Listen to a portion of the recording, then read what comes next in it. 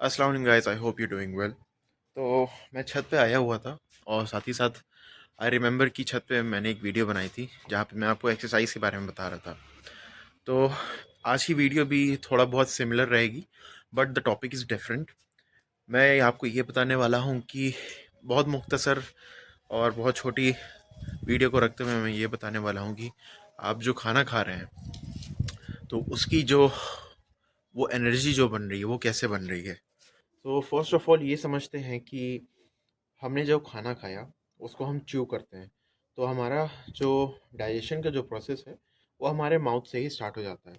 Mouth से भी पहले हमारे माइंड में स्टार्ट हो जाता है, क्योंकि as soon as we smell the food, जैसे भी हमें खुशबू लगती है खाने की, तो हमारा जो ब्रेन है वो एक्टिवेट हो जाता है और हमारे जो सलाइवा है और गैस्ट्रिक जूसेस है जो कि स्टमक में रहते हैं वो एक्टिवेट हो जाते हैं, ताकि जो खाना आने वाला है बॉडी में उसको वो पहले से प्रिपेयर कर पाए, अपने इन्वायरमेंट को डेवलप कर पाए।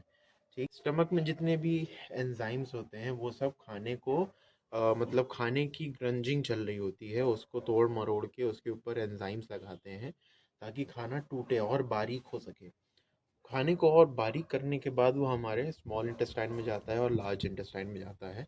ठीक, ये ख्याल रखने की ज़रूरत है कि आपका खाने का जो एब्जॉर्प्शन हो रहा है वो स्मॉल इंटेस्टाइन से होते हुए लार्ज इंटेस्टाइन तक होता है।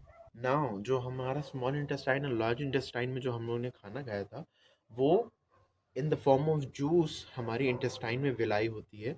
विलाई मतलब एक प्रोजेक्शंस मानिए कि ये हमारी फिंगर्स हैं, फिंगर लाइक प्रोजेक्शन रहती है उनकी, वो यहाँ पे एब्जॉर्ब कर लेती हैं खान मतलब जो भी लिक्विड फॉर्म में बना खाना।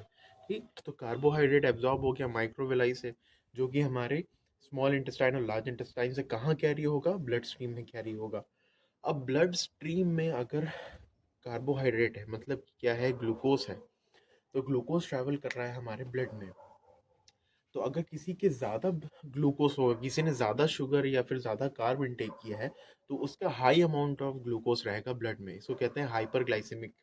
ठीक, तो हाइपरग्लाइसेमिक इंडेक्स जो है वो उस पर्सन का ज़्यादा हो जाएगा। बट अगर आप एक दिन ज़्यादा खा लिए carbohydrate then it is okay, but आप रेगुलरली 1 साल 2 साल 3 साल 4 साल आपकी यही हैबिट ही बनी है कि आप इवेंचुअली आप एक बार में बहुत ज़्यादा कार्बोहाइड्रेट कंज्यूम कर रहे हो, शुगर इनटेक, रिफाइंड शुगर ये सब इनटेक कर रहे हो, then it is a condition जो कि आपकी डायबिटिक कंडीशन बन सकती है।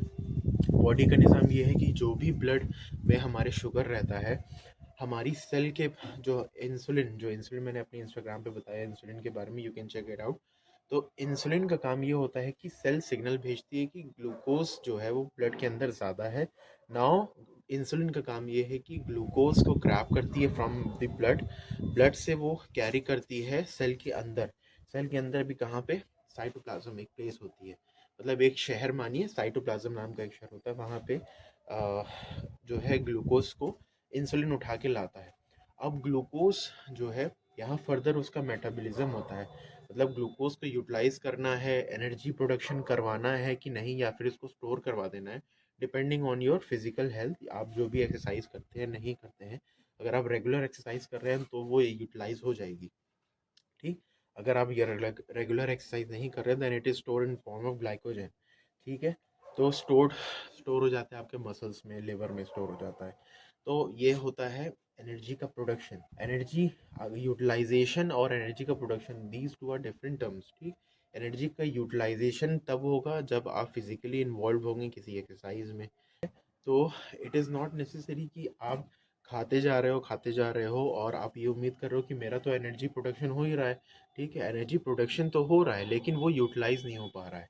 तो यूटिलाइज नहीं होगा तो ओवरऑल ये कंज्यूम हो जाएगा, मतलब ये स्टोर हो जाएगा in the form of glycogen हमारे लिवर में। फिर होती है डिजीज़, होती है फैटी लिवर हो जाता है, नेक्रोसिस होने लगती है, सेल्स की डेथ होने लगती है, तो जिसकी वजह से बहुत सारी आपको डिजीज़ेस देखने को मिलेगी। Keep in mind, energy production हो गया और एनर्जी यूटिलाइजेशन।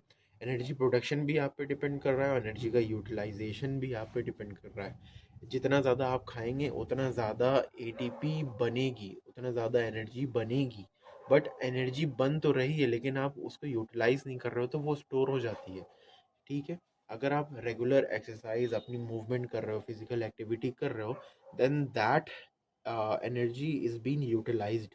ठीक, अगर वो यूटिलाइज़ नहीं हो रही तो लॉन्ग टर्म के लिए आपको बेनिफिट नहीं देगी, वो नुकसान देगी। एटलीस्ट जो मैंने इंस्टाग्राम पे भी बताया है कि खाना खाने के बाद एटलीस्ट 15 मिनट या 30 मिनट की वॉक रखें। जो इंसुलिन है वो उस टाइम जो जैसे मैंने बताया कि इंसुलिन क्या काम करता है, वो ग्लूकोज को सेल्स के अंदर लाने का काम करता है ताकि उस ग्लूकोज को वो यूटिलाइज कर सके एनर्जी बनाने के लिए। ठीक है, तो वॉकिंग करते टाइम इंसुलिन आपका ये काम करता है, जिसकी वजह से आपका डाइजेस्टिव हेल्थ भी अच्छी रहती है और आपका शुगर लेवल भी कम रहता है। तो हाई ब्लड शुगर का जो कॉन्सेप्ट है, इसका मतलब ये हुआ कि आपका एक दिन में नहीं, 2 दिन में नहीं, आप कम से कम 6-7 साल से आपकी डाइट ऐसी चल रही थी, जो कि इवेंचुअली आपकी बॉडी अडैप्ट कर गई है उस चीज़ को, और आपका नॉर्मल जो ब्लड शुगर होना चाहिए था उससे ज़्यादा हो गया, इसीलिए उसको बोलते हैं डायबिटिक पर्सन। ठीक है? सो आई होप ये वीडियो आपके लिए थोड़ी बहुत इन्फॉर्मेटिव रही होगी, और कोई भी गलती अगर मुझसे हुई हो इन इन एक्सप्लेनेशन, या फिर मैं अगर उस कॉन्सेप्ट को नहीं पहुँचा पाया हूँ, तो मैं माज़रत चाहता हूँ, and I will see you in the next video. Bye.